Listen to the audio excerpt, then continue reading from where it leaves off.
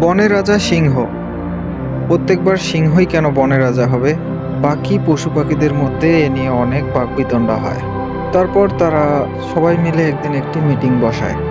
তারা মিটিংয়ে সিদ্ধান্ত নেয় যে এবার অন্য কেউ বনের রাজা হবে। তারপর তারা বুঝতে পারতেছিল না যে কাকে বনের রাজা বানাবে।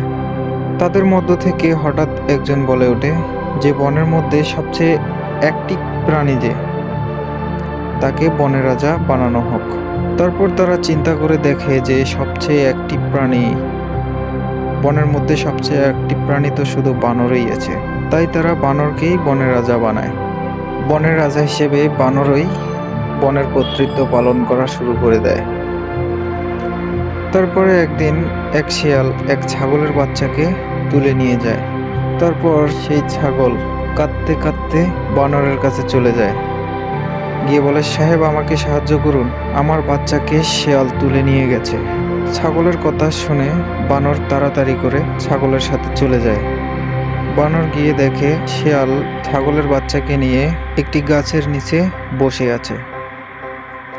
তারপর বানর তাড়াতাড়ি করে এক লাফে একটি গাছে উঠে যায়। তারপর বানর এক গাছ থেকে অন্য গাছ, অন্য গাছ থেকে আরেকটি গাছ, এভাবে গাছে গাছে লাফিয়ে বেড়ায়। এটা দেখে ছাগল বানরকে বলে, সাহেব আপনি এটা কি করতেছেন? তাড়াতাড়ি করেন, না হলে শিয়াল আমার বাচ্চাকে খেয়ে ফেলবে। তারপরে বানর তাকে উত্তর দেয় যে, দেখো আমি তো আমার পক্ষ থেকে পুরো চেষ্টা করতেছি, এরপরে তোমার বাচ্চাকে বাঁচানো যাবে কি না এর কোনো গ্যারান্টি আমার নেই।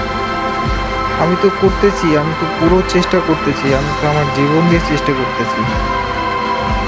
ঠিক আমাদের বাস্তব জীবনেও এরকম কিছু মানুষ আছে যারা অনেক পরিশ্রম করে কিন্তু কোনো ফল পায় না। এর মূল কারণ হচ্ছে তারা সঠিক জায়গায় শ্রম দিচ্ছে না। ফলাফল পেতে গেলে অবশ্যই সঠিক জায়গায় শ্রম দিতে হবে, সঠিক লক্ষ্য ভেদ করতে হবে, তাহলেই সফলতা আসবে। আর না হলে বনের রাজা বানরের মতো শুধু লাফিয়েই বেড়াতে হবে, কিন্তু কোনো সফলতা আসবে না।